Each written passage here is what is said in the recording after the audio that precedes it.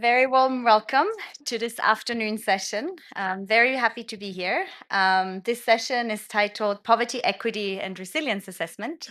My name is Christina Wieser. I'm a senior economist with the World Bank. And today we are discussing ongoing work that we are currently undertaking at the World Bank as part of the Poverty, Equity and Resilience Assessment. So typically a poverty assessment is done in all the countries we engage on, roughly every 3 to 5 years. However, in Pakistan, for whatever reason, there hasn't been one in roughly 20 years. The last poverty assessment was undertaken in 2002. And so we are currently undertaking the endeavor and doing another poverty assessment. And today we will be sharing some preliminary results with you.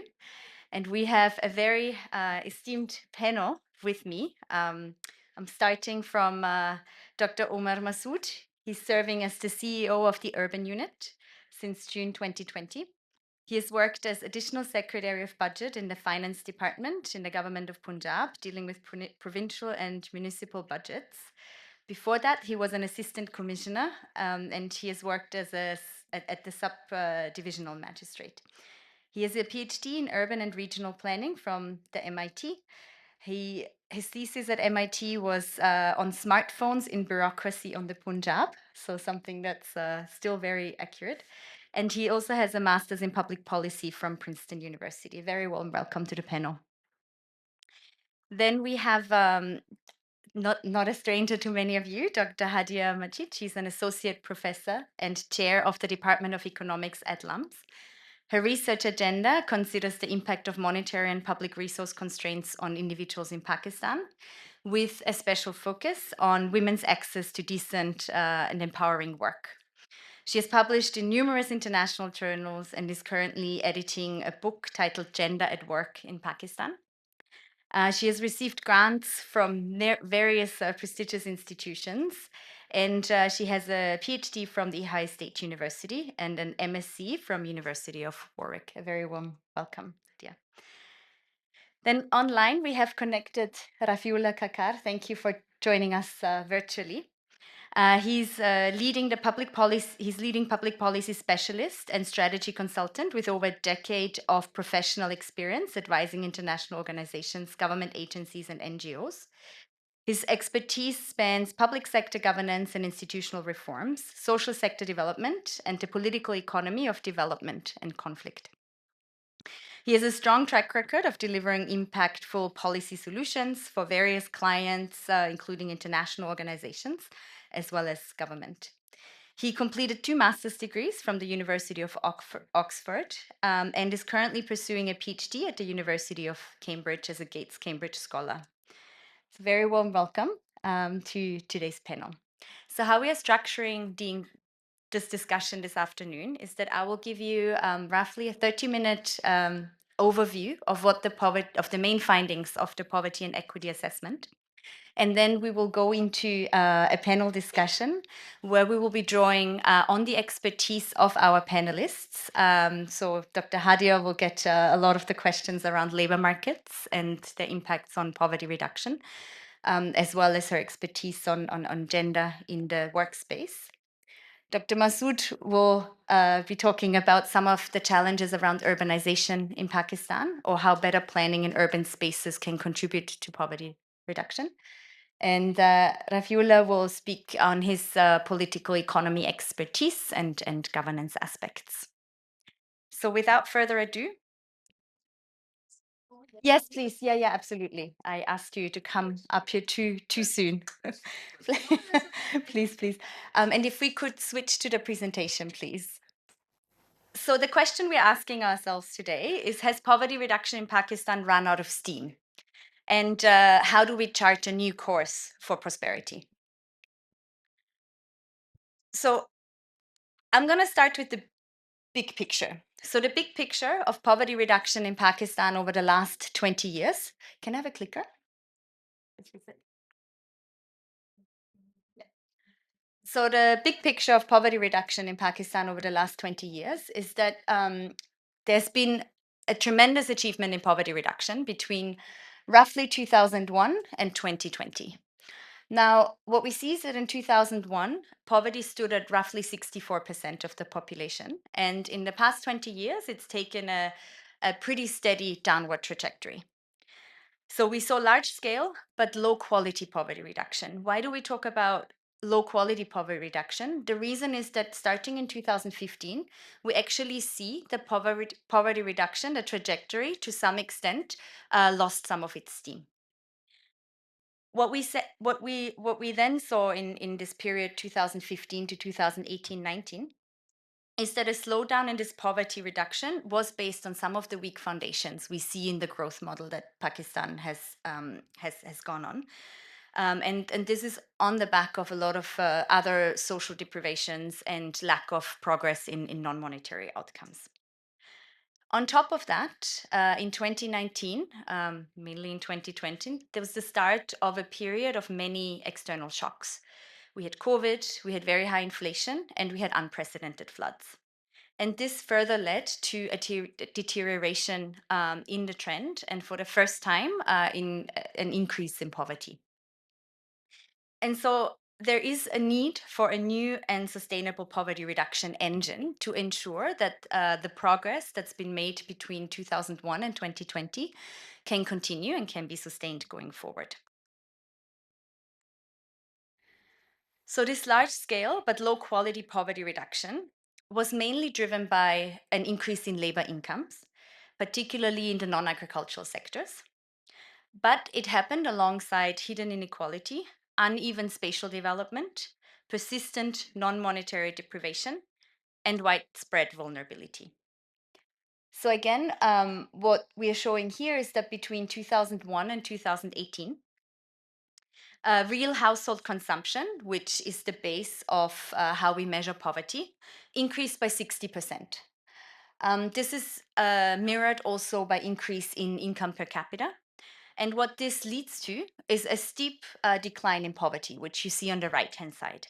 So the share of the population living below the national poverty line decreased from 64% to about 22% between 2001 and 2018.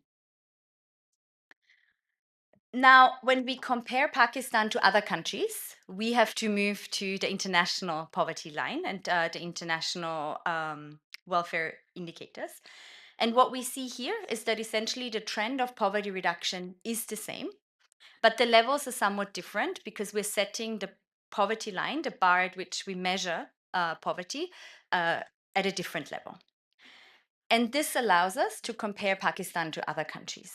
And what we actually see that in Pakistan, there was essentially an eradication of extreme poverty. Extreme poverty is measured by the World Bank with a poverty line of $2.15 a day. Yet Pakistan is, of course, not a low-income country. And so the income line or the poverty line that we are using is the lower middle income poverty line. And when we look at the lower middle income poverty line of $3.65 a day, we see that Pakistan's poverty rate in 2018 was about 40%.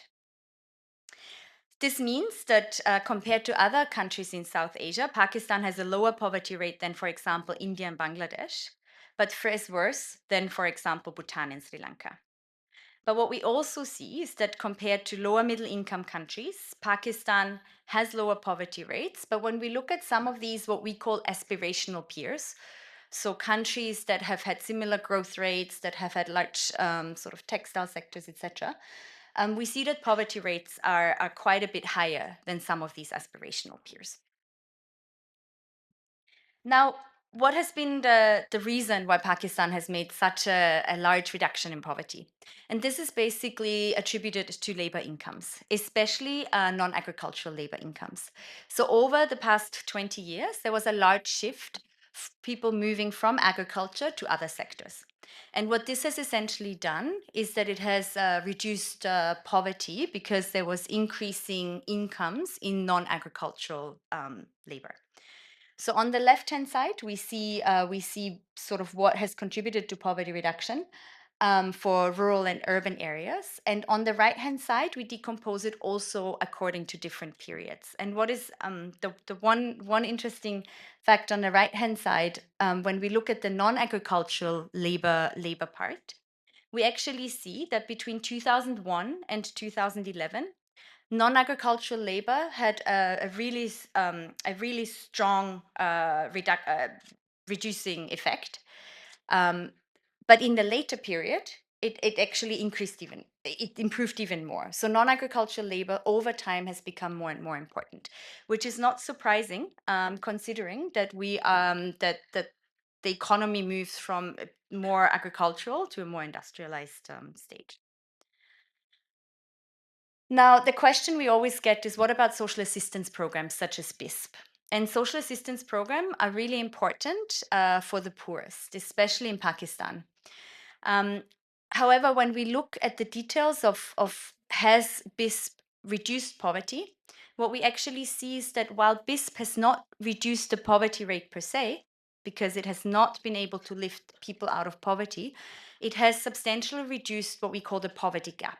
So people get definitely closer to this poverty line, and there's a quite a large improvement in poverty gap over time, which we will show in a later slide as well.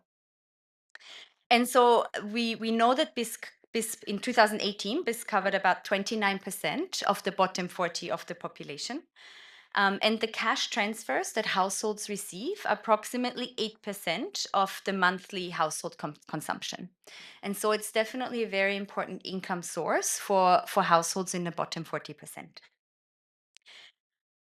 Now, the last data point where we can measure the contribution of BISP to poverty reduction was in 2018-19, because this is when we had the last consumption survey, the highest. But what we also know is that since then, there's actually been a huge expansion in BISP. This is unfortunately not reflected in these statistics because we don't have a newer household data source. And so we just, for completeness, we wanted to make sure that we also provide the information. So in recent years, there was an expansion of 9.5 million beneficiary households.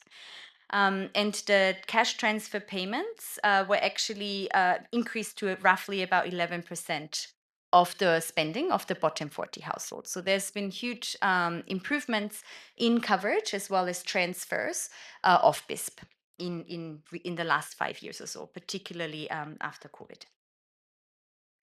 Now, this rather positive picture on poverty reduction, unfortunately, comes with some strong side effects. One of them is what we call hidden inequality. Now, what do we mean with hidden inequality? So essentially, what we see when we look at purely the inequality levels measured through the Gini coefficient. So this is what we typically use to measure inequality, which is on the left-hand side. We see that it's pretty stable over time. So there's very little changes over time in inequality in Pakistan. But what we also see is that the highest, our data source for doing poverty and inequality statistics, largely underestimates top incomes. Now, while this is, of course, not a problem for poverty, because for poverty, we do not care if sort of we miss out the top income households, for inequality, it matters a lot. And so we estimated how much this matters. And we complemented the highest data with data from FBR, with administrative tax records.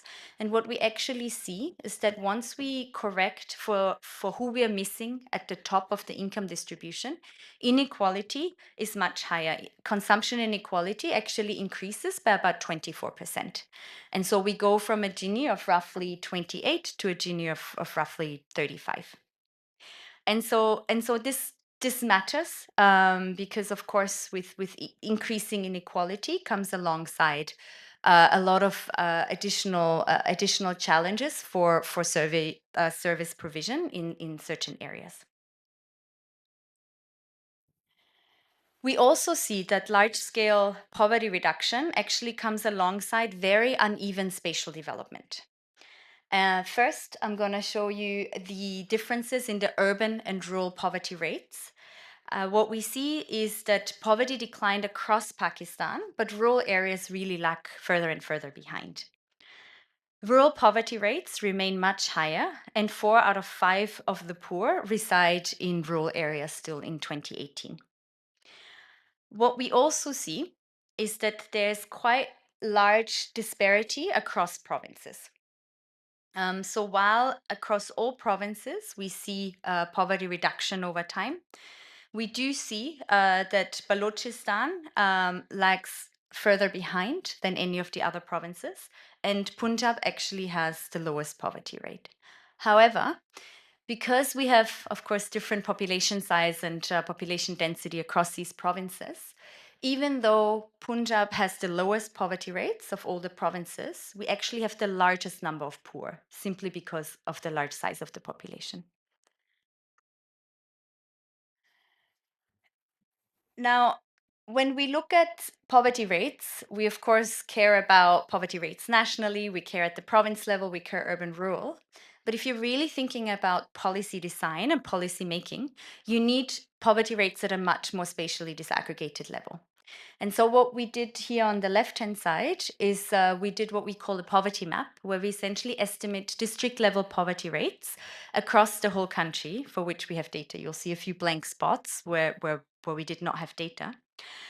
But what we are seeing in this poverty map on the left is actually that the poverty rates are really are very diverse. We have very low poverty rates of about 4% in Islamabad, but also poverty rates of about 77% in Kakar in Sindh.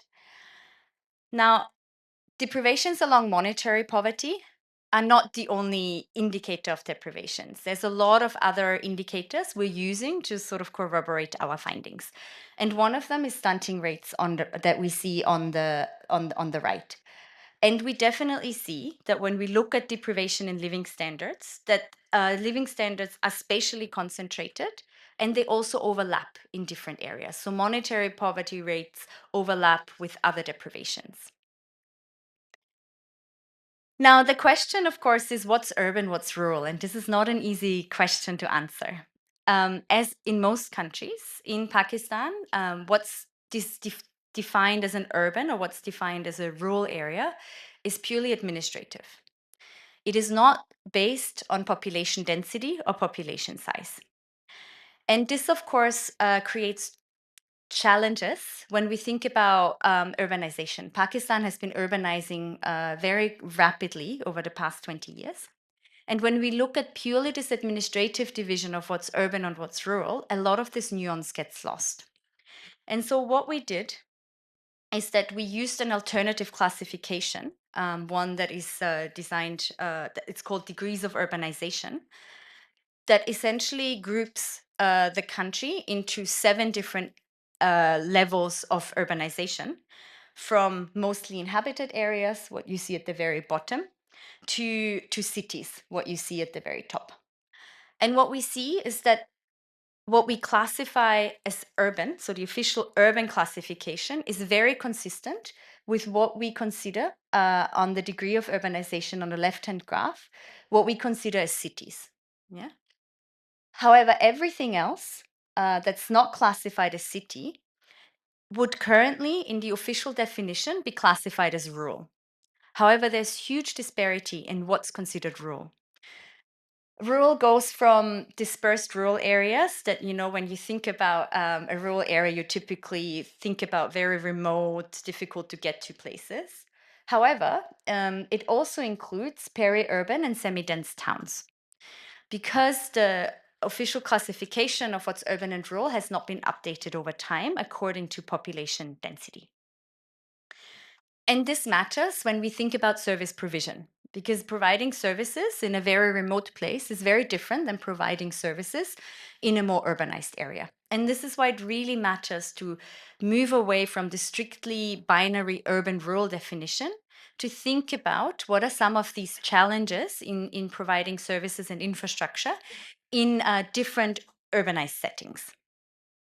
We also see that, of course, not surprisingly, different types of urbanization come alongside with different welfare levels. So what the figure on the right shows is that sort of cities have the highest welfare levels, then come sort of more dense towns, and the more remote places, that the actual what we'd consider more rural areas, have the lowest welfare levels.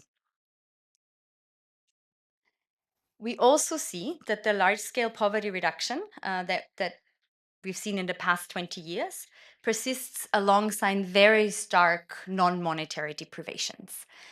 And when you look at non-monetary outcomes, they have definitely improved over time, but they have not improved as quickly as one would have expected looking at the strong monetary poverty reduction. And this just shows that some of the weak foundations that some of the monetary poverty reduction is based on. And we see this, for example, by looking at educational outcomes. So only half of the population that's over 25 years had a primary education in 2018. Now, the bars are roughly 2000, and the deltas are roughly, or the diamonds are roughly 2021. So you see that there's definitely an improvement. But when you look at a comparison of Pakistan with other countries, you actually see that Pakistan is doing not particularly well in comparison.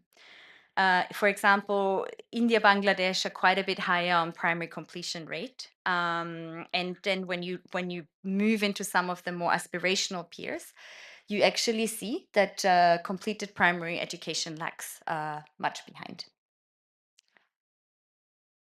We also want to look at children who are out of school, as well as learning poverty. So it's not just a matter. So first, it's a matter of whether you go to school, but then secondary, once you're in school, how much you're actually learning.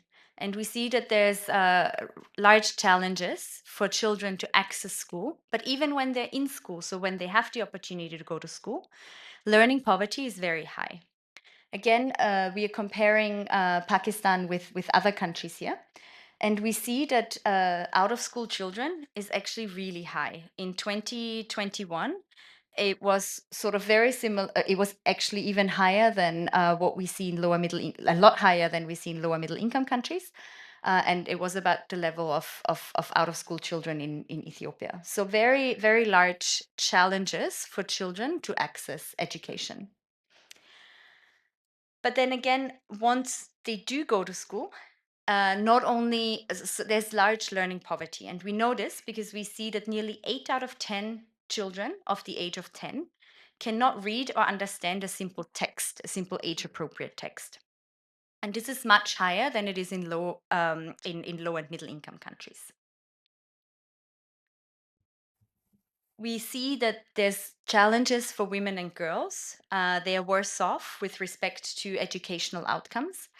So women have lower educational outcomes, which you see on the left with adult literacy rates, and more girls are missing to go to school than boys, which you see on the right.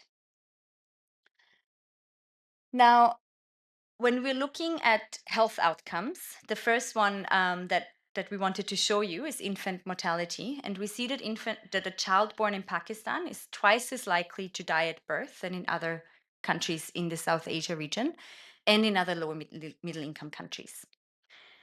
We also see that stunting remains a huge challenge in Pakistan. About 38% of children under 5 are stunted in 2018. And this is higher than the SAR average of about 32% and quite a bit higher than the lower middle income country level average of 29%. We also wanted to share some of the challenges, the underpinning challenges, especially as it relates to outcomes like stunting. Stunting is not just about nutrition. Stunting is very interdisciplinary. And the challenge with stunting is that if you're stunted in those first 5 years, your cognitive abilities will never be able to catch up. And the reason why stunting rates are so high is it's not just nutrition. It also has to do with water and sanitation.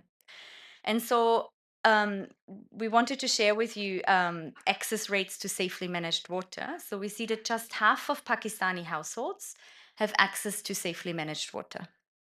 And what we'll show you in the next or later on, this is not just an issue for poor households. And this is why stunting rates are so persistent. So in most countries, stunting is very much grouped in sort of the lower quintiles of the population. What we see in Pakistan is that stunting is actually quite a challenge even for higher quintiles. And this is because access rates, even when you're not poor, access to wash services is not particularly good. And so this just really then has impacts on a lot of secondary outcomes and a lot of health challenges later on in life. So even when you are connected and have access to services, the quality of the service provision is often subpar and varies substantially across space. And this just deepens existing disparities.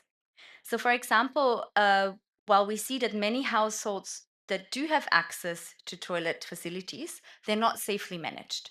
And so this is a challenge again because kids are exposed a lot more than in other areas. And so even when we look at receiving water, so those households who have access to piped water system, it's not consistent access, right? So the vast majority only has access to that water for about 1 to 6 hours a day.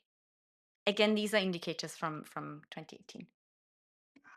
And the last part is that we see that the large-scale poverty reduction was accompanied by widespread vulnerability. What do we mean with widespread vulnerability? So, as I have mentioned, over the past 20 years, there was a huge shift of people out of poverty. And those people were lifted across the poverty line, which is the dashed line that you see here. But they are now clustered just above the poverty line.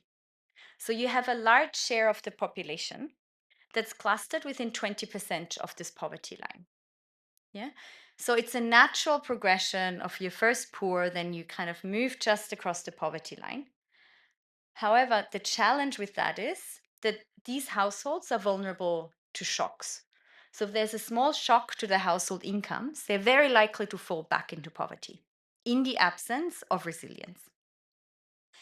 So we have a similar picture in urban and rural areas as well as across provinces. And so what we see is that the share of the population around the poverty line is much more clustered in rural areas. So there's much higher vulnerability in rural areas. And it's also much higher in KPK and Balochistan, where a larger share of the population is just above the poverty line. Now, we also wanted to look at not just the poor, because we, of course, care about the entire distribution. So, what we did is we clustered people into different groups. So, we used the entire distribution that we have and we put them into these groups. Of course, the poor, we've already discussed, you've already seen some of their outcomes, the 21.9% in 2018. And we see that there was about 45.5 million people who were in poverty. But we also have additional groups, and we created these groups by looking at what are those households, what's the probability of falling into poverty. And once we've calculated the probability of falling into poverty, we cluster them into these additional categories. One category is vulnerable. As we've discussed, this is the group that's just above the poverty line, that's particularly vulnerable to shocks and what shocks would do and how they could fall back into poverty. We also have what we call the aspiring middle class. So the aspiring middle class is about 43% of the population, so about 89 million people. And these are non-poor households, but they have a probability of falling into poverty over the next 2 years that's less than 50%, but still more than 10%. So if they have a large shock, they're still not fully secure to never fall back into poverty. And then we have what we call the middle class plus. It's about a quarter of the population. It's 45 million people. So again, they're non-poor and their probability of falling into poverty is less than 10%. So those are the people who we feel are, they're good to go. They will not have much of a probability of falling back into poverty. But what is really interesting is that even for those households who are in the middle class, in the aspiring middle class or the middle class, some of their non-monetary outcomes are not particularly good. And I want to show this to you in looking at sort of the toilet that flushes into public drains. So even for the middle class plus people, even for those quarter of the population, that are financially secure, some of their non-monetary outcomes are pretty dismal. And this goes back to a lack of public service provision and especially concentrated lack thereof. And I am gonna speed up, but there's one additional thing that we'd like to take away today is that the growth that we've seen has achieved tremendous poverty reduction, but it was based on weak foundations and led to an eventual slowdown in poverty reduction. And we see this, as I mentioned earlier in my introduction, that between 2015 and 2018, we already see that the engine of growth, sort of the trajectory with which poverty was reduced, really lost steam already in 2015. So the poverty rate decreased by an average of around 3 percentage points annually between 2001 and 2015. But starting in 2015, so between 2015 and 18, this reduced to less than 1% less than 1 percentage point annually. And this is based on some of the weak foundations. There's a structural weaknesses in the growth engine, such as insufficient productivity, investment, and exports, unproductive and stagnant agricultural sector, human capital crisis. So as we've shown, some of the educational outcomes and low educational attainment.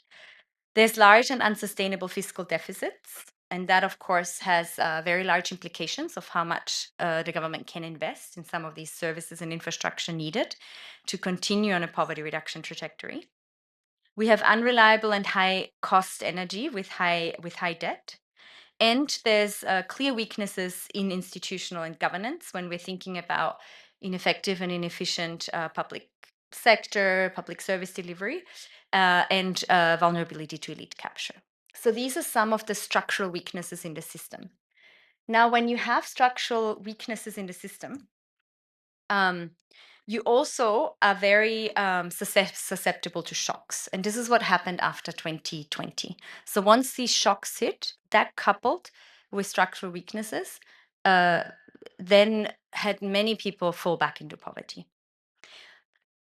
Another really important aspect of this poverty story is, of course, labor markets. As I've mentioned in my opening, one of the big reasons of why poverty has reduced so drastically over the past 20 years is because of labor incomes. And a move out of agriculture, and especially sort of non-agricultural labor incomes that have lifted many people out of poverty. Yet we do see that the labor market has some structural weaknesses in it. So we see that employment to population ratios in Pakistan are really low. They are low across time, so there's not much change over the years, which we see in the top graph. They're very low across space. They're very low for women, and they're very low across the welfare distribution. So people at the lower end of the welfare distribution have lower employment ratios. So one thing that is not surprising, I'm sure to most of you, is that labor force participation rate for women is incredibly low. It's not only incredibly low compared to men, it's also incredibly low compared to other South Asian countries and to other lower middle income countries across the world.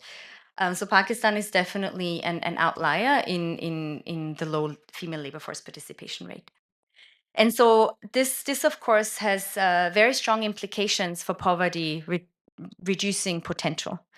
If your household has more income sources, that's of course increases your potential for reducing poverty. And there's some entrenched structural challenges of why female labor force participation is so low, and I'm sure Dr. Hadia will talk about some of them. We also see very high NEET rates. So NEET rates are youth aged 15 to 24 who are not in employment, education, or training. And this simply means that those youth, 15 to 24, are idle. And that has huge scarring effects for the future. That has negative potential, or it has negative effects on their potential earnings, lifetime earnings. And their skills, even if they went to school, if they're not using any of their skills, the skills erode over time. And so this is, of course, a growing concern. And NEET rates are particularly high for young women. Now, as mentioned, so some of these weak structural foundations we see have a huge negative impact when a shock hits. And this is what happened in 2020 with COVID. And so post 2020, there were numerous shocks that hit Pakistan. One, of course, was COVID. One was very high inflation rates. They're still persistently high up to today. And of course, the unprecedented floods in 2022. And what you see is sort of in this purple box is that our poverty rates for the first time increased. So in so fiscal year 2019, 2020, so that last quarter when COVID hit, we actually see an increase in poverty. Now, I do have to add, so as I mentioned earlier, the last survey, which we use to estimate poverty and inequality, the highest, was conducted in 2018. So after 2018, our poverty rates are based on projections. And these projections are based on a microsimulation model that includes sectoral growth. It includes inflation, and it also includes simulations to social assistance. And so, but what we do see is that these poverty rates based on the micro simulations mirror very closely the shocks that we see over time. And these three shocks were, of course, the COVID pandemic that had very large impacts on employment and had very large impacts on sort of children going to school, etc. We see these shocks that there was unprecedented floods in 2022 where around 33 million people were affected, 8 million people were displaced, and estimates show that about 4 million people were pushed into poverty. And one of the large challenges with this was that the areas where the floods hit the most were actually those areas that were poorest to begin with. So districts where flood impacts were largest were those districts that were the poorest before the floods hit. And then last but not least, we've seen record inflation. And this rose to a multi-decade high of about almost 30% in 2022-23. And when we look at how inflation rates impact households, we actually see that the poorest households are impacted the most with the high inflation rates because of their consumption basket. Food inflation was incredibly high. And of course, the poor spend a much larger share of their consumption on food. And so the effective inflation rate of the bottom of the poorest 10%, which is the green line, is actually quite a bit higher than the effective inflation rate of the top 10%. And again, this just shows that some of these concerns around curbing inflation and how it particularly impacts the poor. Now, the question is, we've learned a lot now, sort of on high level findings of poverty and inequality over time. What does this mean going forward? And so, essentially, what we see is that we need to find a way to get the engine going again, the poverty reduction engine. So it's lost its steam. And the question is, how can we ensure that going forward we have continued poverty reduction that we've seen in the past? And I'm hoping to discuss more of that with the panelists, but just want to leave you with sort of four very broad policy directions. One is the importance of investing in people.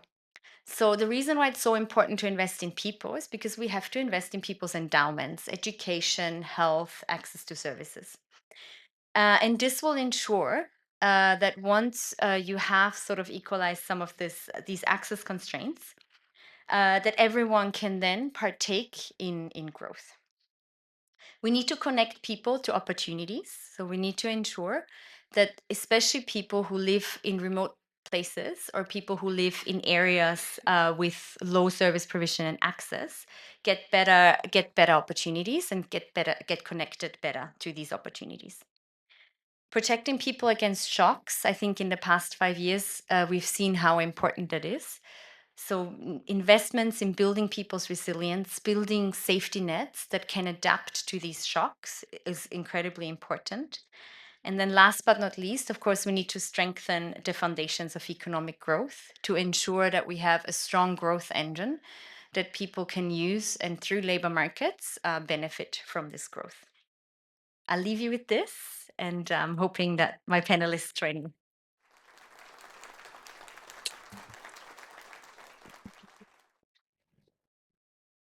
Thank you so much for joining me on this panel. Is this working? Yeah.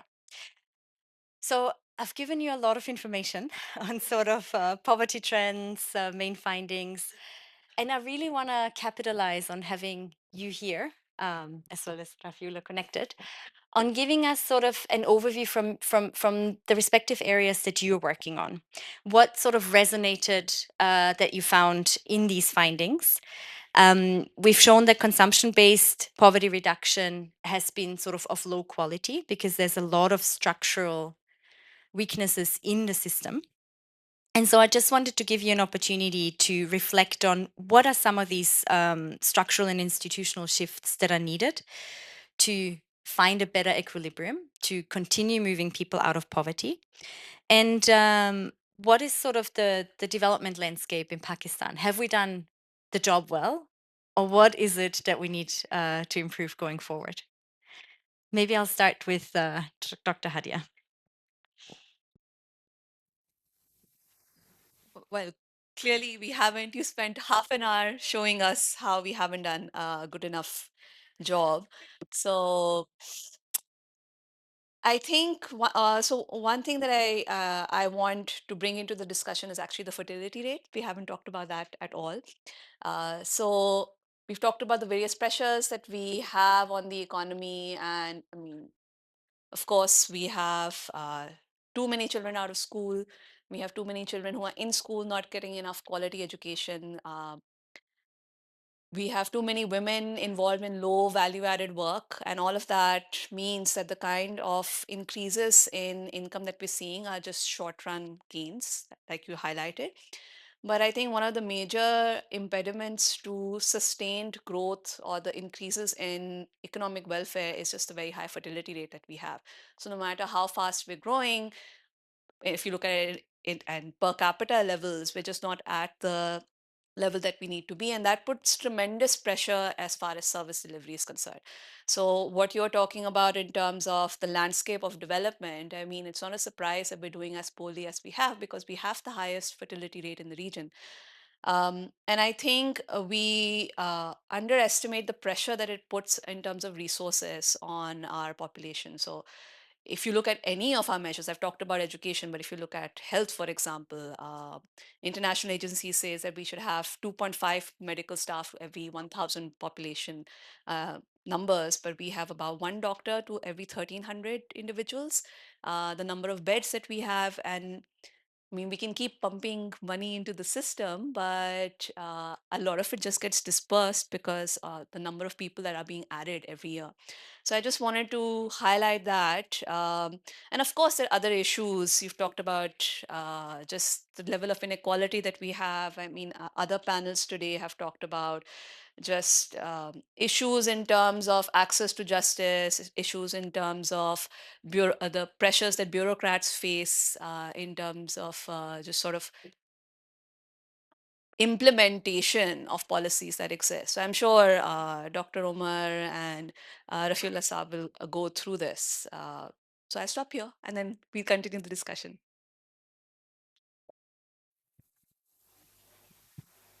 Process of elimination.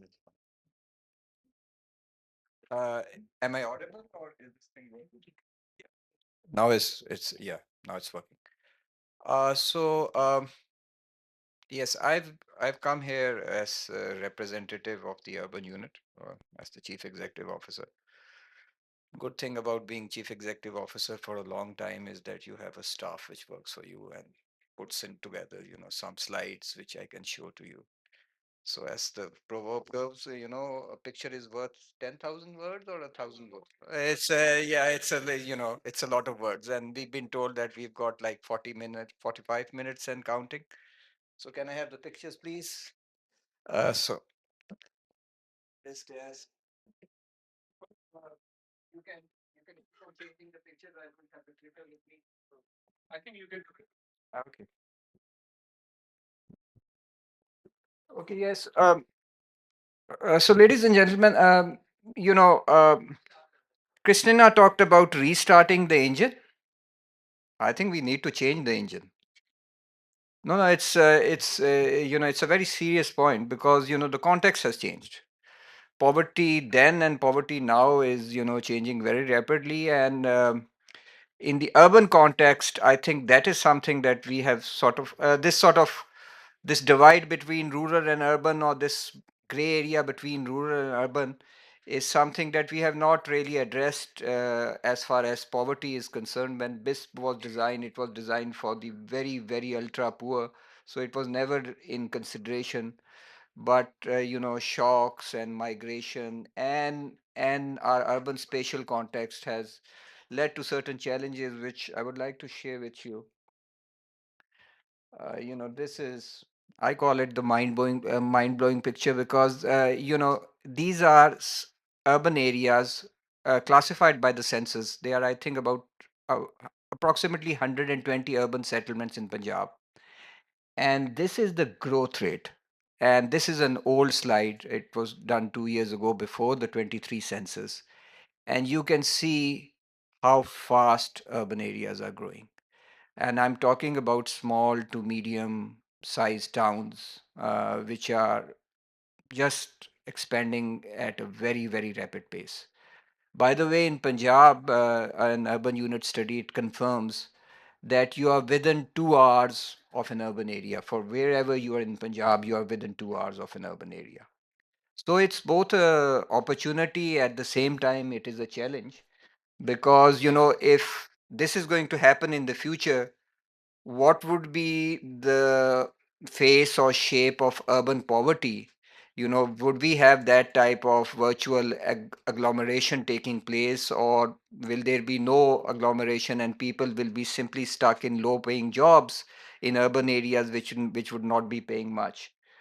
uh, this one is basically, the urban unit had access to one district, Sheikhupura, which is just on the outskirts of Lahore.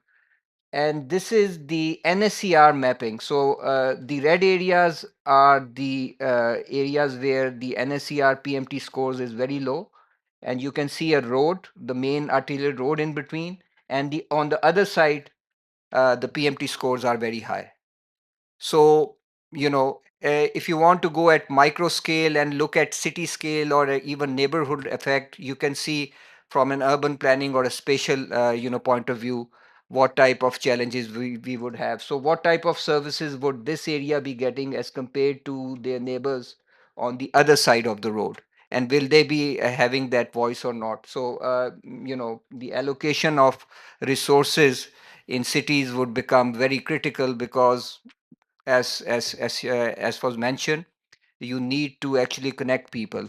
So there are two things which will be very important, or three things: water and sanitation, transport, and affordable housing.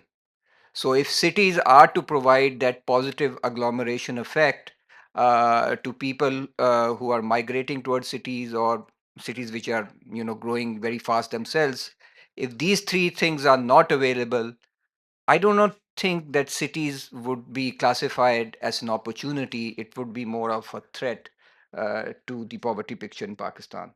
So this you can see. I mean, it's we double and triple checked it, but this is how it is looking like.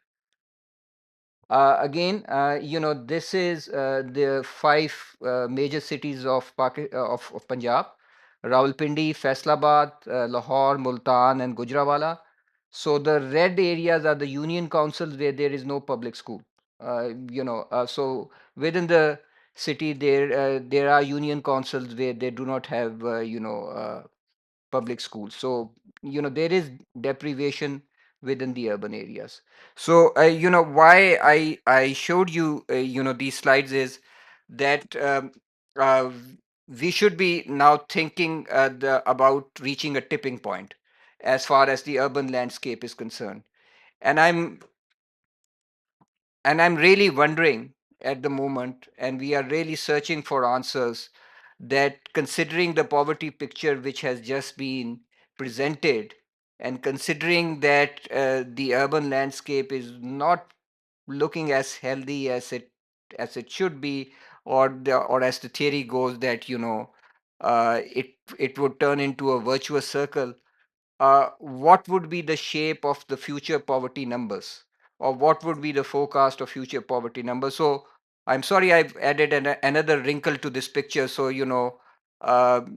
this urban dimension, I would like to talk more about it, but these are my opening remarks so far. Thank you very much.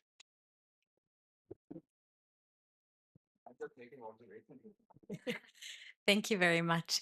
Rafiullah Sehab, over to you. Very much. Thank you for the opportunity with this trends in Pakistan. It undoubtedly offers valuable insights.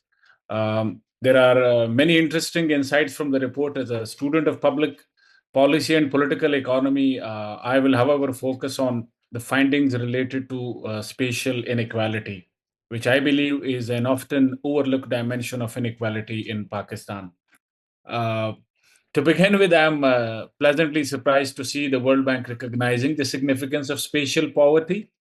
As I'll elaborate historically, global financial institutions have contributed to diverting public policy attention away from regional disparities and focusing instead on the idea of convergence and individual level inequality, if at all there has been any focus on inequality. Uh, so this is good a good change to begin with. In the context of Pakistan, I think I'll throw some light on the underlying political economy drivers of spatial inequality or spatial poverty, and why it has stayed rigid and persistent over the years. There are three important factors that I would like to highlight, but I'll focus on one. To begin with, its colonial and historical legacies explain a lot of the regional inequalities in Pakistan. And the colonial powers had different interests in different regions of India. Uh, in some regions were economically valuable to them, others were strategically more important. So, and there is a lot of research work now which sort of demonstrates how spatially uh, differential governance and economic policies of the colonial powers laid the groundwork for uneven regional development in India and contemporary Pakistan. So that the key instrument was the land tenure policy, the revenue collection systems, the differential land tenure arrangements and revenue collection system that were imposed. And they subsequently created path dependencies in many parts, and which explain regional differences today as well. However, my focus primarily will be what I think the post-colonial economic policy and federal design. The third factor I'll just briefly highlight is the neoliberal economic policies. So, by referring to the neoliberal economic policies, I would like to highlight that this is since the 1980s, policy discussions not only in Pakistan but across the globe have emphasized individual level income inequality while treating regional disparities as a natural phase of economic development. And according to this view, regional inequality is expected to rise during the initial phases of economic growth, but eventually diminishes through the mobility of labor and capital. This convergence, however, has not happened in most parts of the world, and there is adequate research in the context of sub-Saharan Africa as well, where regional inequalities have persisted.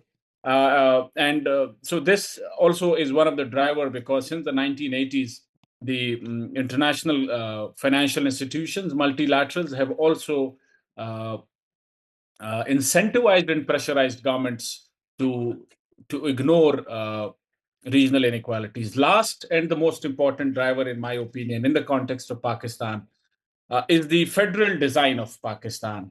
So, the roots of any economic policy can be traced to the underlying institutional structure because public policy is shaped and driven by the underlying institutional structure and power structures.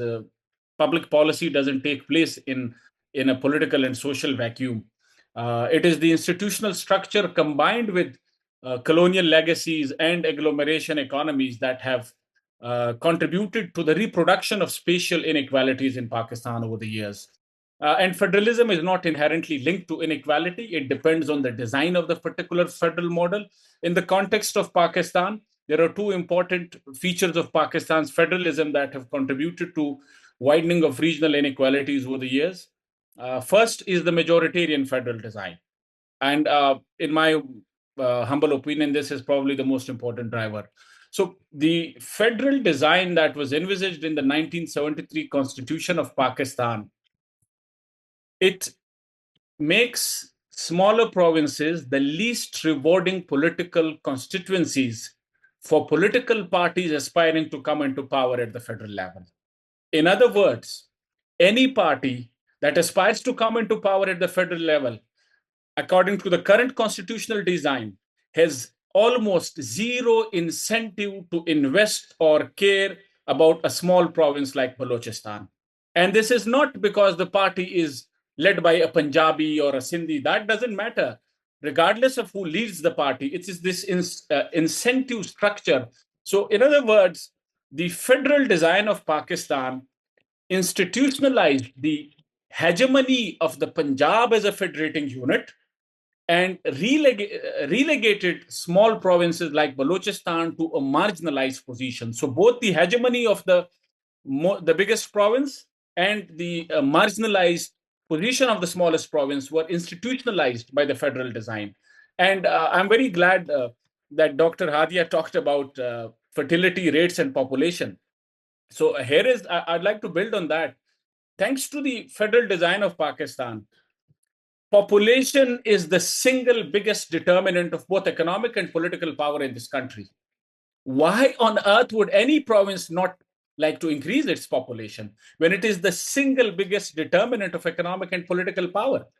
अगर आपको इस मुल्क में if you want political power or economic power, your key is increase your population. That's what the federal structure tells you. And in my humble opinion, all other inequitable public policies, uh, uh, they are the product, they are the symptoms of this deeper institutional incentive that has been created by the federal structure. So, for example, I have data on all of this, but because of the constraints of time, there is no point in going through all the data. Public investment trends of the past 4 decades, fiscal transfers, the NFC formula, access to finance schemes, BISP, all of these have a very clear and explicit territorial and regional bias, which is biased against smaller provinces like Balochistan. And this is not a coincidence. This is what many scholars have now called exclusion by design. This exclusion is a built-in part of the federal structure that we are living in. And when I make this argument, quite often I hear back that, well, this must be the case in many other federal countries of the world. Why is Pakistan distinct? So, and this is my last comment, I'll conclude here. There are two features of Pakistan's federal structure that make it unique. There is hardly any other country in the world that has these two features. First is the imbalance in the size of the federating units. There is no other federation in the world where the size of one federating unit alone is greater than all other federating units combined. No other federating unit in the world has this degree of imbalance between the sizes of the federating. And this is very critical. Why? Because this means that if you want to, any party that wants to come into power at the federal level has to cater to the interests of the Punjab. And this is a structural problem. Most often in the public discourse in Pakistan, unfortunately, this debate gets boiled down to Punjabi, Sindhi, Baloch, and Pashtun arguments. I think ethnicity is just instrumentalized by elites, but they're able to instrumentalize it more in some contexts than others, because when there is enough research in the context of sub-Saharan Africa that ethnicity becomes politically salient only when there is underlying regional inequality. Why does ethnicity doesn't become politically salient in Peshawar Valley the way it does in Balochistan? Why doesn't ethnicity doesn't become politically salient in Punjab the way it does in Fata? So ethnicity doesn't mechanically and automatically translate into identity formation and political mobilization. The link between ethnic identity formation and political mobilization is mediated by regional inequality. So, uh, so that's one feature. The other feature of Pakistan's federal design, even today, after the 7th NFC award, Pakistan is the only federation in the world where population is responsible for more than 80%, where more than 80% of the horizontal distribution of resources is done on the basis of population. There is no other federation in the world. India, our neighbor, India has in fact locked its population figures on the basis of the 1981 census, so that provinces do not have an incentive to increase or fudge their census numbers. And India has even added an additional indicator on controlling on population planning, so which is exactly the kind of incentive that Dr. Hadia referred to. And there are many other federations. As I said, I'm happy to share the data. In most of these federations, population at best makes up 40%, 25%, 50% of the weight in the horizontal distribution formula. There are other factors, but in the context of Pakistan, for 50 years, we distributed resources among federating units solely on the basis of population. And even after the 7th NFC award, it's still 82% of the resources distributed. So with this, I'll conclude. I think uh, we cannot understand and address regional inequalities without understanding and correcting the underlying power imbalances that creates disincentives or incentives for certain regions.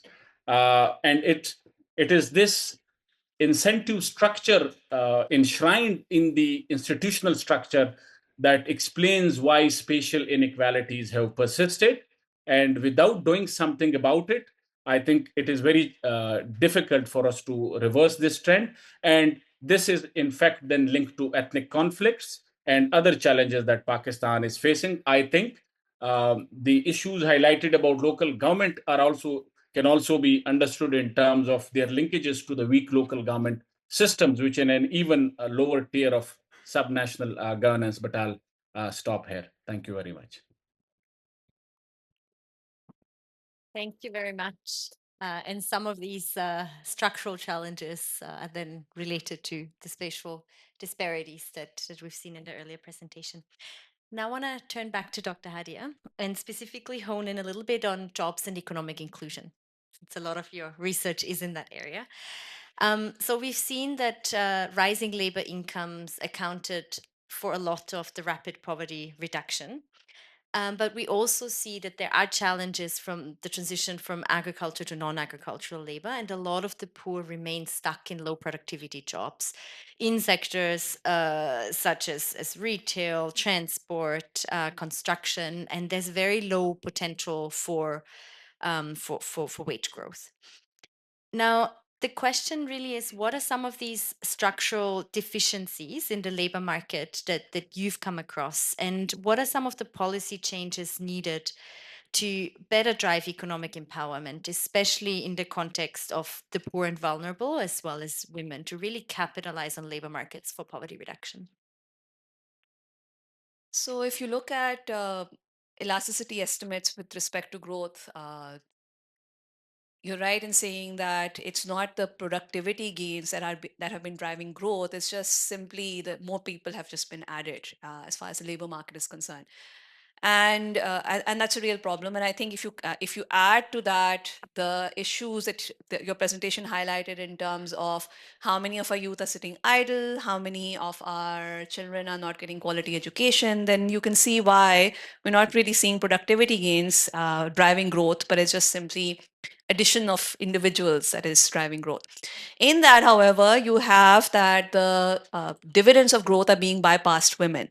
Now we talk about women's inclusion in the labor market from an instrumentalist perspective, that when women have access to jobs, it's a second income as far as the household is concerned. Access of women to jobs improves outcomes for children, and it improves women's decision making. So we talk about all of those things, but we have to also consider that access to a job is an intrinsic right, and if growth is surpassing some major proportion of your population, then that's a real problem. And we can think about it in terms of women, we can think about it in terms of regional disparities, we can think about it is do differently abled individuals have access to the same types of jobs as your other citizens of the state. Is it okay if I restrict the rest of my comments to women's labor market? So in terms of what we need to do to improve women's access to labor, and I think some of this is going to apply to your other marginalized groups as well, is one, transport, public transport. In my own work, we're seeing that women don't have access to the types of job matching becomes a real problem as far as your labor is concerned if they don't have access to good public transport. In that, I think a major shift that's taken place in the last 3-4 odd years is just the use of motorcycles and scooters by women. And I think that's a real positive change.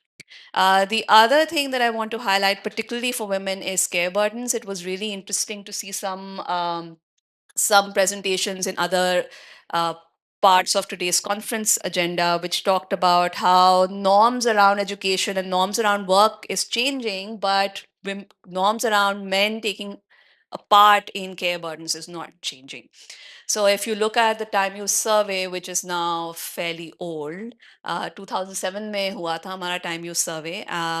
If women are putting in 5 hours as far as care burdens is concerned, and men are only putting in half an hour. And this women gain only about 40 minutes if they are in the labor market. So that double burden becomes a real problem if you even if you put aside everything else. So women can't access those type of high pressure jobs, of high paying jobs, or high value added jobs, because they have that care burden to think of. But even if you put all of that aside, it has real impacts as far as welfare is concerned. So these things don't come out in our metrics, in our poverty metrics, but women are really time poor. And I think that's something that we do really need to start considering when we think about welfare and poverty. The final thing that I actually want to talk about, and this has implications for other vulnerable groups as well, is the digital environment. So women are 40%, so 40% fewer women are included or have access to the mobile internet as opposed to men do. And with the rapid expansion of economic opportunities in the digital space, I think that's of real concern. If you look at marginalized groups, if you look at vulnerable groups, if you look at where you have your mobile towers, and you have questions on security later on, I mean, you're going to see systematic exclusion of certain pockets, and usually the most vulnerable pockets within the country, just because they're not on the mobile network, or they're not they don't have access to data. And given how economic opportunities are evolving, that's a real concern in terms of the type of jobs they have access to. So those are just some points that I wanted to highlight in terms of what we need to be thinking about. And one of the areas which I think we really need to be working on is, and you've talked about it as well, how do we include individuals in those higher value added occupations? And here I think we do need to become a little bit more nuanced in terms of what does the digital space allow us versus what physical mobility allows us. Thank you very much. Now, moving back again to Dr. Masud, wanting to talk a little bit of this challenge on or the myth that Pakistan remains a very rural country. So the official classification still shows that about 60% of the country are rural. But when we look at alternative classifications that take into account population density, we see that urbanization is much higher when we consider semi-dense towns, dense towns, as well as peri-urban area. It's close to 90% based on our estimates. What is the impact of this mismatch that we see between sort of the official classifications, but then looking at really sort of more population density type classifications on sort of policies, and how can we reorient growing urbanization towards more progressive service delivery? No, the impact would be by, you know, many factors of magnitude. If we do not, rectify this mismatch, what you are going to have is then you have, like in a bureaucracy, you have organizational structure which deal with a rural setup, and then you have an organizational structure which deal with an urban setup.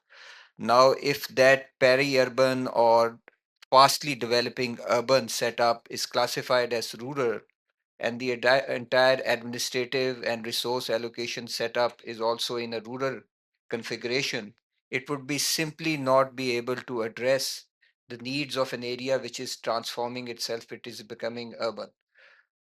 Let me give you a very, very recent example. I'm doing my senior management course, and I happen to travel to the division of Bahawalpur and to the city of Bahawalpur. So in my mind, the myth of Bahawalpur was, backwaters of Punjab and everything else. And my mother was worried what what I'm going to eat over there in the evening, in the sense, unless if we are hosted or dined by the local administration, which we are whenever we are visiting. But the city has a character which is urban, but the way they described it, we are urban but with a rural outlook. So identities are changing. The identity of urban Lahore is not the identity of urban Bahawalpur. The urban Bahawalpur is an identity that, yes, we are urban because, yes, we have facilities and municipal services which are very urban, but we have a rural outlook. By the way, the pizza in Bahawalpur, the brand name is Al Maida. That is, one thing to die for. If you were to ever go actually taste it, it has got pizza places, it has got coffee. I mean, it has got a nightlife to this, the mismatch is so stark, because if you keep on looking at the old configuration and keep on allocating numbers like that on paper, you would just be misallocating resources big time. And then what you are going to have is you are going to have one mega city or a couple of mega cities which will be bursting at their seams, trying to sort of manage resources and the huge population that they will have to cater for. And then you will have a swath of secondary and mid-sized towns which would be just like uh, you know big villages which would not have actually developed. So that is very important.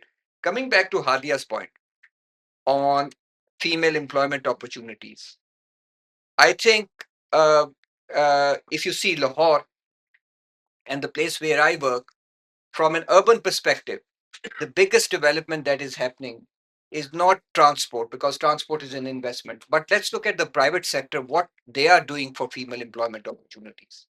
The number of girls hostel which are being sort of retrofitted. Old Lahore buildings are becoming girl hostels, and females from outside the town are actually coming and doing day jobs. That's one. The other thing is WFH, work from home.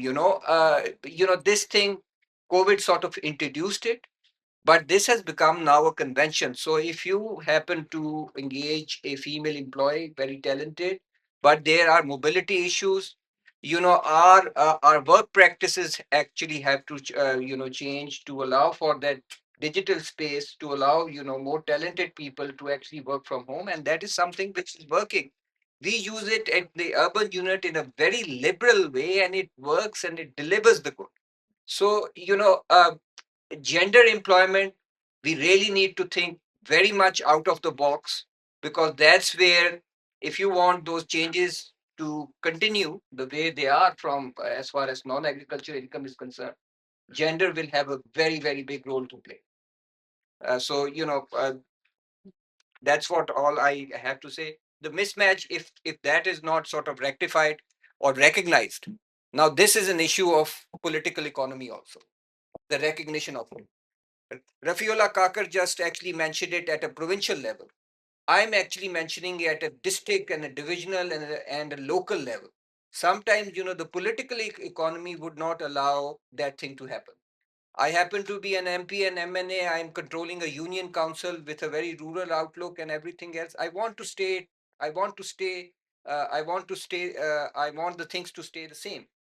I don't want to change it.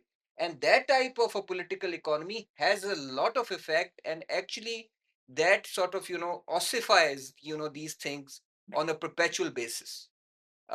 We don't hear about local political economies. We hear about provincial political economy. Hear about the national political economy. But there is a vast political economy at the local level, which I think is holding back, and I speak for Punjab, from changing itself into a more urban province. That's all I have to say. Thank you. Thank you very much for these reflections on urbanization and rectifying the classifications. Now, wanting to turn it over again towards political economy challenges of poverty reduction.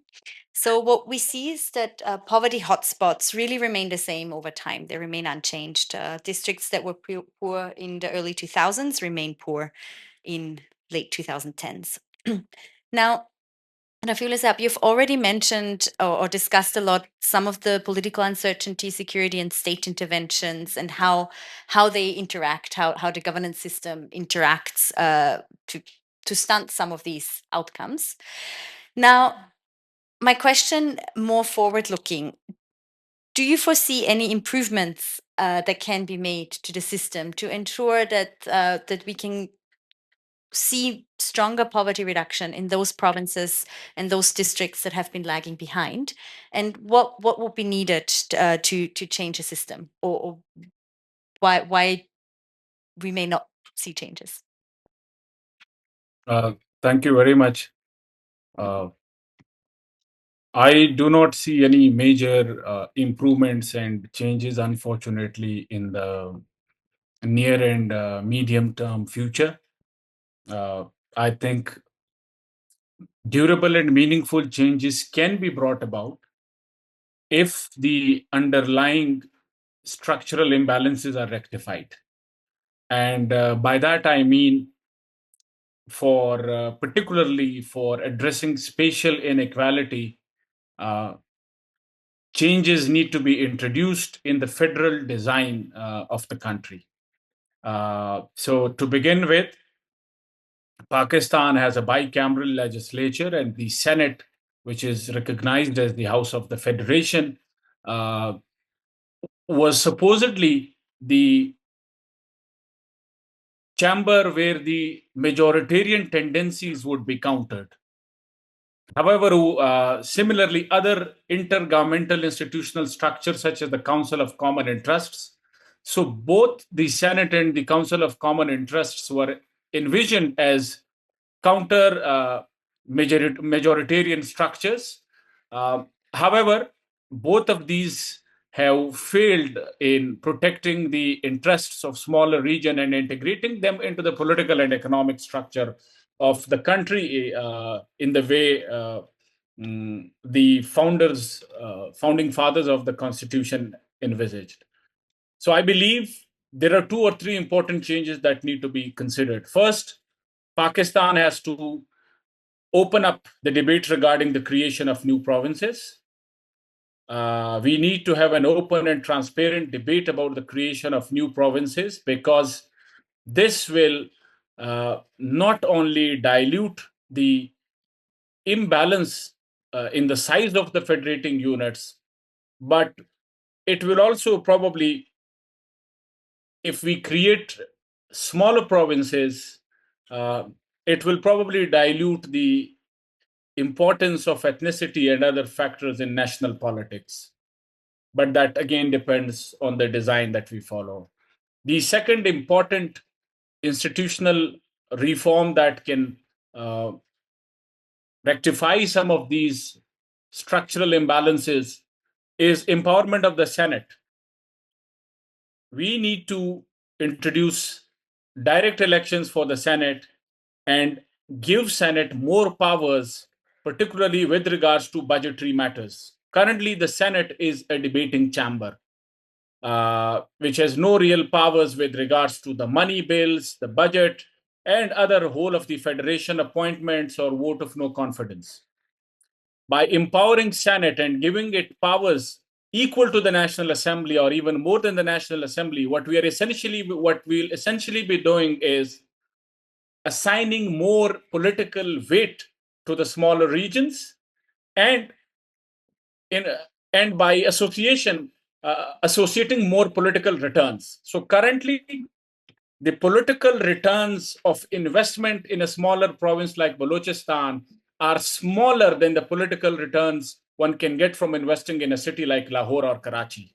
In other words, Karachi, Lahore, or Gujranwala division has more political weight in the federal scheme of Pakistan than the Balochistan province. Each of these mega city alone has more weight. So we can change that by assigning more powers to Senate. What will happen is that the same countrywide political parties that currently have made a mess of this country in their contestation for winning Central and North Punjab, they will be more regionally distributed in terms of their political contestation and focus. And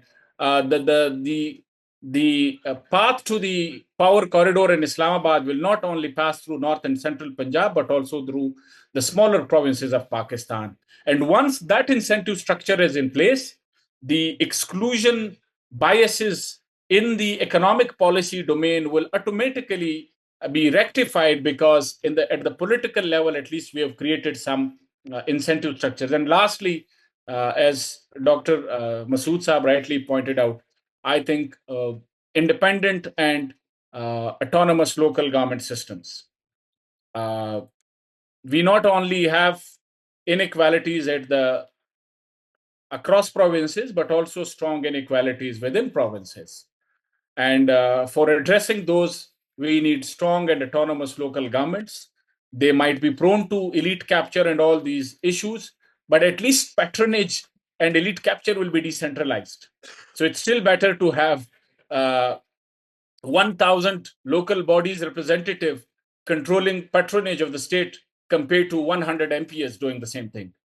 So decentralization of patronage and rent seeking is the least we can get out of it. But not all regions of Pakistan are the same. We can get more benefits out of it if we create empowered and strong local governments. And lastly, I think I would also like to talk about the data regime, that we need to play with the data regime to improve public accountability around development and service delivery outcomes. So rectifying the urban-rural classification is one excellent finding of this report.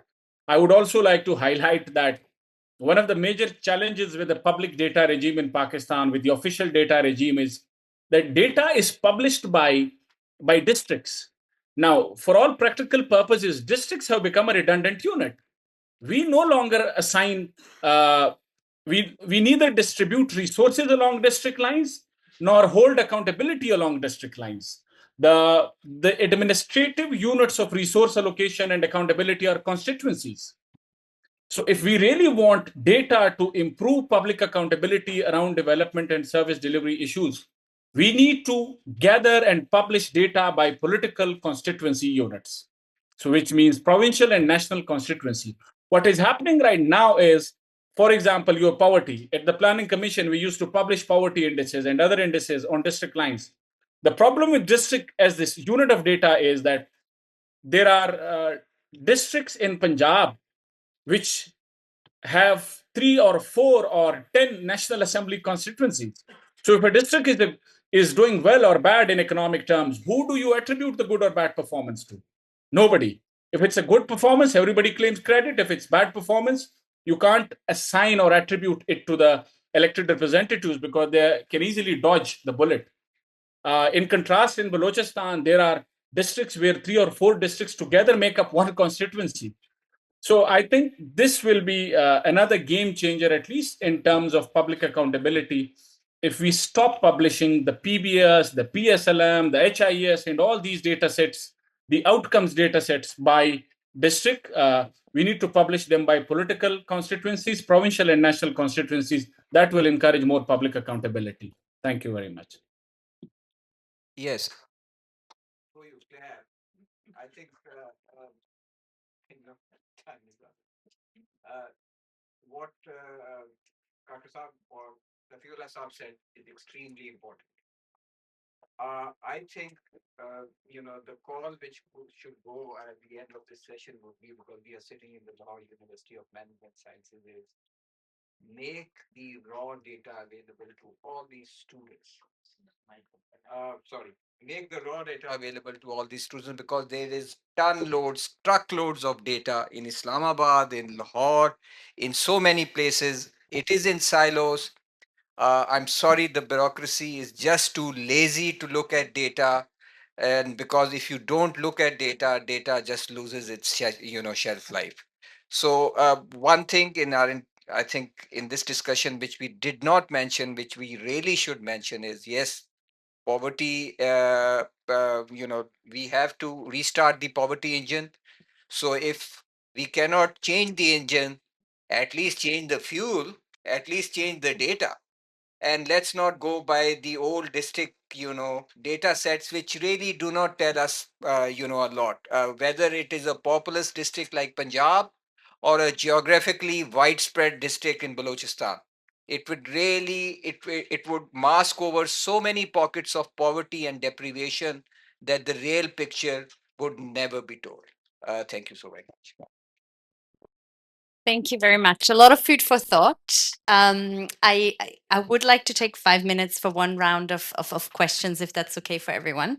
So thank you to all the panelists. A lot that we've been discussing, and a clear request also for better data and better data dissemination, which is something that we are also drumming. So definitely very important. I'd like to open it up for questions. I had the gentleman in the back. Yes, as for. My question is from Christina. Thanks for sharing great World Bank research. We have highest poverty in Balochistan. It is around 70%. It is the largest province in terms of area. We have around 4 lakh square kilometer. Luckily, the solar power potential of the province is great. Solar power potential of Europe is 1200 kilowatt hour per meter square per year, and that of Balochistan is 2200 kilowatt hour per meter square per year. It is almost double. And contrary, we have access to electricity poor in Balochistan. And in your presentation, you said that high energy cost is a structural weakness and growth engine. So in the recent past, we have seen the panel prices, solar panel prices have gone down drastically. A decade back, panel price was $3.5 per watt. It is now gone down 95%. It is now 9 cent per watt. So is it possible, how about if we do away BISP in Balochistan and instead we introduce a project of like giving solar project 5 kilowatt, 10 kilowatt, 50 kilowatt in the Balochistan, and through this we can address the issue of empowerment and energy poverty and all that. Thank you. Thank you. Yeah, there was a question, second row. Yes. Thank you so much. My question to you, sir. Uh, there is a need to empower the senator rather than we should try to empower the local government and local levels, patwaris, and you can say that NAP Tasildar and assistant collectors and collectors.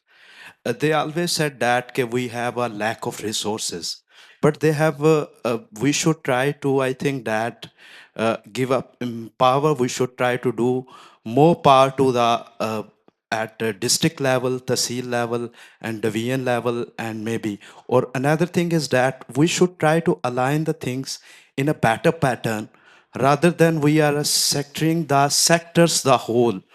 For example, there is no alignment anything in Pakistan. So we should try to align the all departments like a government and pure administrations like collectors and administrative tasks who are performing on daily basis. So I think that what do you think about, sir?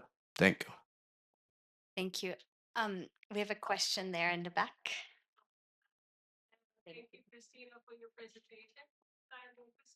I'm based at the business school.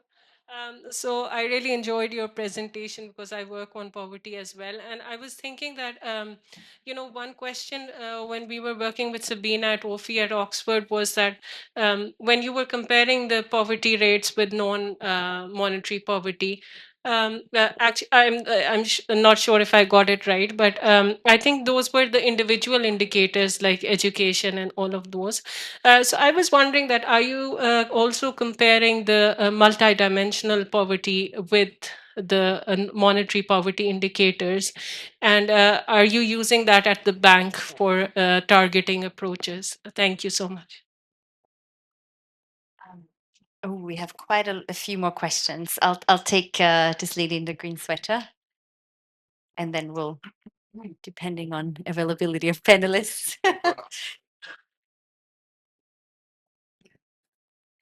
Hello, I'm Danya Nasser and I work in environmental management. So my question is with the increase in the changing climate, how do you think that that is going to impact poverty and how would you look into predicting how that's going to change?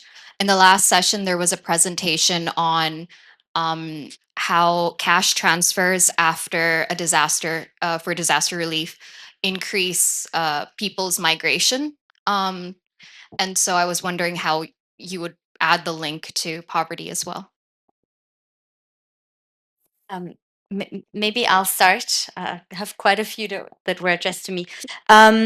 Maybe I'll start with the question on solar. While I'm not an expert in solar energy, we do see that there's been a very large increase in access to electricity that households have, and a lot of that is based on solar.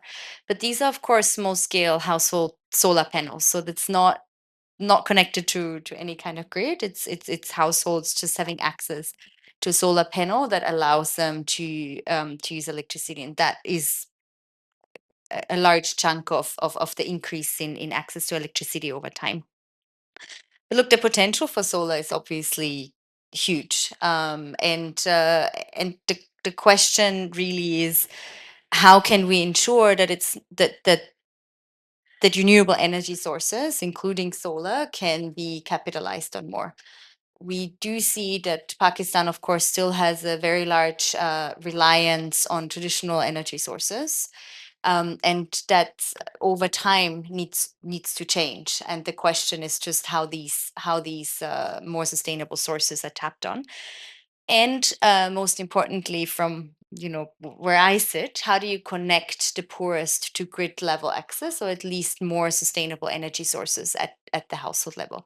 So that's still a large issue that we see in indicators and outcomes. The question on MPI, on the multidimensional poverty index. So yes, we do use it. So the World Bank also has a multidimensional poverty methodology.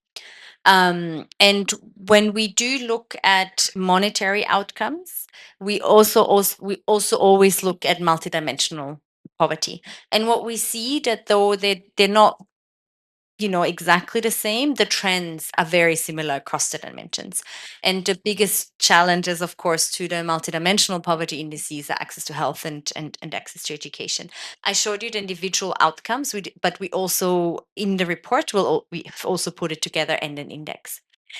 So when you asked, does the World Bank use it for targeting? So we don't target anything, right? Like we work with government, and then the government decides sort of what targeting approaches to use.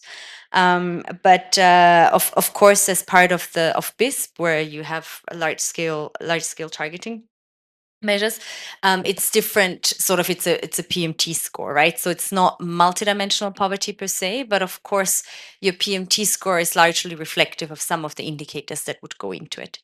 For other projects, we use various sources of indicators, sort of whatever we can get at smaller geographical aggregations. The last question, or maybe maybe someone else can take the climate question as well. But yeah, then maybe I'll hand over the. And then we have a question for Rafiullah on incentivizing that. Yes, as far as climate change is concerned, I think that is happening, and the first effect that you would see would be in the rural areas or agriculture, because that is going to affect farm incomes in a very big way. And already, things have started changing. We in Lahore do not actually notice it, but cropping patterns. I visited Bahawalpur; they are changing. They are growing sugarcane. They are growing sugarcane in Bahawalpur. You know why? It's a very water intensive crop, because they are so unsure of the cotton crop being successful because of climate changes, that they are switching to sugarcane as a fail safe, as their plan B. And from an agriculture perspective, if on the same field you use water intense and then a less water intense crop, you will be ruining it. So already, those small little changes have actually started happening in climate change, but these are not being registered at the moment. And I think, one of the biggest unknowns is basically the impact of climate change in rural Punjab, because that is going to be tremendous. uh, uh, we visited sugar mills which are experimenting with drip irrigation for sugarcane. Now that's a world first. I don't know whether it's ever going to work or not, but even they realize that their entire agro processing system, in which the sugar mill is also an integral part, that is also under threat. So in the press what you see is an adversarial relationship, but on the ground you see a relationship which requires collaboration and which requires help from the government. But I think this is a fair question. It goes unnoticed.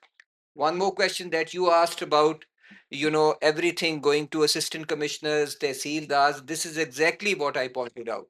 Because if you have a rural system trying to run an urban system, then you would have the rural administration trying to do urban things. So if these days tehsildars and assistant commissioners, which used to do land revenue work, are in charge of price control or things which are very urban in nature, it is because you have not upgraded your systems to reflect the changing landscape from rural to urban. That's all on my part.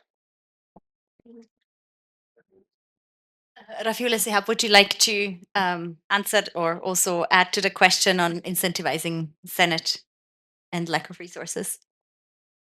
Yeah, I'll be very quick. I think Masood Saab has rightly pointed out. I had a similar point that we need to empower local government system, and this is not a trade-off between local governments and the empowerment of Senate. The empowerment of Senate is a different argument where at the same unit of government, at the same tier of government, the empowerment of one body over the other. So, yes, I fully agree. I would like to add on the energy point about rural electrification. I think that's an excellent point. The policy issue is, since I was as a member of the Planning Commission, so I was privileged to be part of many of these discussions.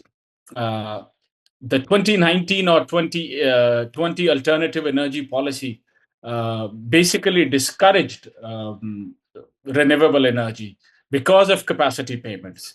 And more recently, we have seen it has become very obvious that the government is introducing measures to discourage the growth of solar panels at household level. Unfortunately, again, because of the capacity payments that we have made under the IPP policies. One last point I would like to make is, so the bank, other multilaterals, and different government agencies have tried to implement solar projects and rural electrification projects, and these are very useful.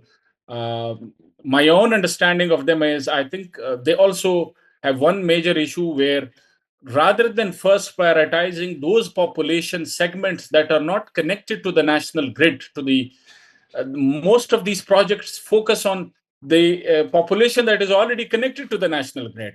So while improving access to electricity for those is important, but I think it's an equity issue primarily. And my own understanding is that there are, of course, political incentives, political economy is involved, where political elites often, and these days, anyways, the urban middle class, that demographic has a greater influence in shaping public policy. Usually, those who are not connected to the national grid are the poorest of the poor, and they don't have that weight. And unfortunately, no disrespect to our wonderful moderator, the bank and other multilateral partners often just oblige. And I have seen projects where, and I raised my strongest protest back then as well in Sindh and other places, where we are pumping massive money into solarization, but the focus is on the population segment that is already connected to the national grid at the expense of the population that is not even connected to the national grid. So that's another challenge with some of these rural electrification projects. I think improving that design might also help. Thank you. No harm done. Thank you so much for your thoughts. I'm afraid we have to leave it here. Please do come to us after. But we've already gone over time. I would like to thank all of you for staying late. It's been a real pleasure discussing these issues with you. Thank you for your question. I'd like to sincerely thank the panel. You've been excellent. A lot of food for thought, a lot of important aspects that we will also reflect on in terms of how to better reflect them as part of the poverty assessment. So thank you so much for allowing us to share these preliminary findings and adding all your excellent points. Thank you so much.